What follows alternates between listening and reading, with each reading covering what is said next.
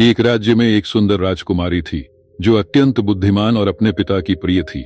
राजा ने घोषणा की कि जो व्यक्ति उसकी बेटी के लिए सबसे बड़ा बलिदान करेगा वही उससे विवाह करेगा।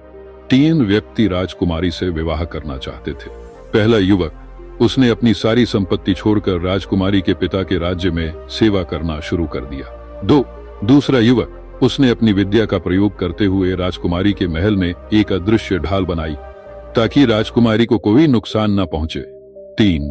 तीसरा युवक, उसने तपस्या कर ऐसी शक्ति प्राप्त की कि वह राजकुमारी को मरने के बाद भी जीवित कर सकता था। एक दिन राजकुमारी की अचानक मृत्यु हो गई। तीनों युवकों ने अपने अपने तरीके से उसे बचाने का प्रयास किया। पहला युवक रोते हुए उसकी अंत्येष्टि में शामिल हुआ। दूसरा युवक अपनी अदृश्य ढाल को और मजबूत करने में लगा रहा। तीसरे युवक ने अपनी तपस्या की शक्ति से राजकुमारी को जीवित कर दिया। बेताल ने राजा विक्रम से पूछा, बताओ इन तीनों में से राजकुमारी का असली हकदार कौन है? राजा विक्रम का उत्तर राजा विक्रम ने कहा, जिसने अपनी संपत्ति छोड़ी वह राजकुमारी का सच्चा सेवक था। जिसने ढाल बनाई उसने केवल अपनी विद्या का प्रदर्शन किया, लेकिन जिसने अपनी तपस्या और शक्ति का उपयोग कर राजकुमारी को जीवन दान दिया वही उसका सच्चा हकदार है।